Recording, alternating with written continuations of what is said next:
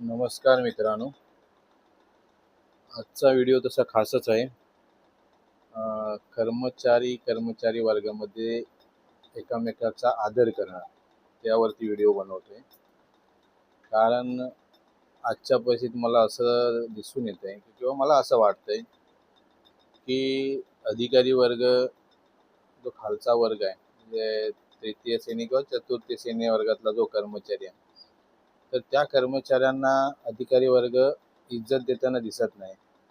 कारण तृतीय श्रेणीतला कर्मचारी आणि चतुर्थ श्रेणीतला कर्मचारी त्यांना आदर देतोय, पण जो प्रथम श्रेणी आणि द्वितीय श्रेणी कर्मचारी वर्ग आहे, तर तो या चतुर्थ श्रेणीमधल्या वर्गातल्या कर्मचाऱ्यांना इज्जत देताना दिसत नाही.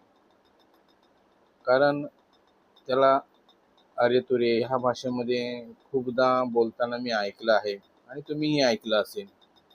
काय रे, अरे हे कर रे, इकडे जा रे, तिकडे काय रे, तुला हे समजून नाही. अशा आदरानं बोलणं, जरी तो वयस्कर असला, जर तुमच्यापेक्षा अधिकाऱ्यापेक्षा जर वयानं कमी असेल, लहान असेल, तर ठीक आहे, आपण त्याला अरे तुरे करू शकतो.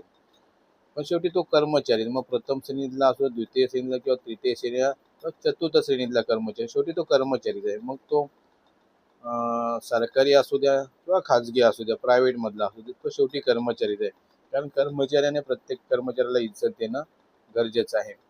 जर का तुम्ही एखाद्या त्या सेवेतून निवृत्त झालात, तर तुम्हाला कोण इज्जत देणार आहे? कोणीही नाही. तुम्ही त्या ठिकाणी पुन्हा ज्या एखाद्या जर सर्व्हिसच्या ठिकाणी आलं, तर तुम्हाला त्या ठिकाणी पुन्हा ती इज्जत कधीही मिळत नाही. आणि तुम्ही जर वाईट वागत असाल, तर ती नक्कीच इज्जत मिळणार नाही. तुमचं जर काम चांगलं असेल, कर्म चांगलं असेल, तर तुम्हाला तिथला जो तुमच्या सोबत केलेला कर्मचारी तो नक्कीच तुमचा आदर करेल. पण तुमचं जर वाईट कर्म असेल, तर तुम्हाला नक्कीच कधीच तो आदर मिळणार नाही. तुम्हाला ते शिव्या शापच मिळणार. तेव्हा प्रथम श्रेणी कर्मचाऱ्यांनी चतुर्थ श्रेणीतल्या कर्मचाऱ्यांशी आदराने वागावं. जर तुमच्यापेक्षा वयानं जास्त असेल, तर त्याला अवो-जावो करा. कारण चतुर्थ श्रेणीतला जो कर्मचारी आहे, तो नेहमीच तुम्हाला अवो-जावो करतोय, सर म्हणतोय, साहेब म्हणतोय, तर तो त्या पदाला किंमत देतो आणि त्यानं म्हटलंच पाहिजे. त्याबद्दल वाद नाही. पण तुम्हीही त्या पदाचा, त्याचं भले पद कमी असेल तुमच्या मनानुसार, तुमच्या अधिकाराच्या वर्गानुसार ते पद कदाचित तुमच्यासाठी कमी असेल, पण तो ज्या पदावर जो काम करतो त्याला त्या पदाचा मान आहे, सन्मान आहे. कारण त्याच्यावर त्याचा प्रपंच किंवा संसार चालतो. मी त्याला तो त्या पद्धतीने न्याय देतो. सगळेच चांगले असतात असं नाही, कोणी असेल आपल्या पद्धतीनं वाईट वागत असेल, पण जो तुमच्यासारखेच वाईट, जसे प्रथम श्रेणी वाईट वागतात, त्याचप्रमाणे त्यातलेही कर्मचारी, पण जे चांगला वागतोय त्याला इज्जत द्यायला शिका, त्याला आदर द्यायला शिका. आणि जर वयोमानानुसार नक्कीच जास्त असेल, तर त्या माणसाला नक्कीच आदर द्या, अवो-जावो करा. कारण काही काही अधिकारी एक 30-35 वयातले असतील, तर 50 वर्षाचा जो कर्मचारी आहे, सफाई कर्मचारी किंवा सुरक्षा रक्षक किंवा स्वच्छ सफाई कामगार आहे, शिपाई कर्मचारी आहे, तर अशा कर्मचाऱ्यांना इज्जत देताना ते दिसत नाही.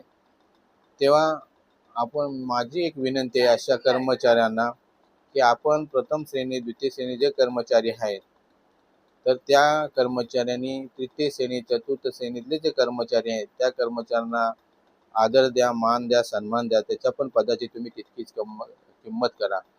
आणि चतुर्थ श्रेणीवाला तर तुमची पदाची किंमत करतच असतो, त्याला तुम्हाला आदर देतो. जर तुम्ही त्या पदाची किंमत, त्याला जर आदर नाही दिला, त्यांच्याशी वाईट वागलात, तुमचं जर कर्म वाढेल, तर तुम्हाला नक्कीच तो शिव्या देतच असतो. आणि शिव्या देणं जरी तुम्हाला तुमच्यापर्यंत पोहोचत नसल्या, तरी काही काही राग अनावर होतो आणि मग तो कर्मचाऱ्यांना कधी ऑफिसमध्ये किंवा ऑफिसच्या बाहेर तो त्या पद्धतीनं इतर कर्मचाऱ्यांशी तुमची जी असणारी कामातली वर्तणूक तो इतरांशी सांगत असतो. तेव्हा प्रत्येक अधिकाऱ्यानं या चतुर्थ श्रेणी, तृतीय श्रेणी कर्मचारी जो चांगला आहे, तुमच्याशी तो आदराने वागतो, त्याला नक्कीच आदर द्या, मान द्या, सन्मान द्या. एवढीच विनंती करतो. धन्यवाद.